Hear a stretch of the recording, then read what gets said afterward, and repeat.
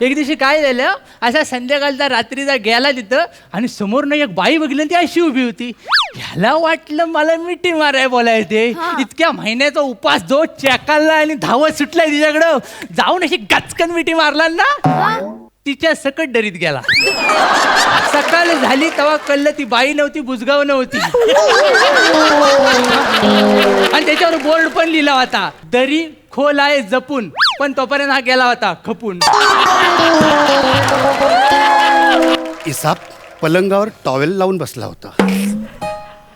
वाघ तिकडनं आंघोळ करून आला, साडी नेसली आणि तोही पलंगावर येऊन बसला. वाघाच्या पाठीवरचा तीळ इसापनं पाहिला आणि इसापनं त्याला अरे हे काय, ही कुठली गोष्ट आहे? हे कुठलं पुस्तक आहे रे दलिंदर? इसाप नॉटी.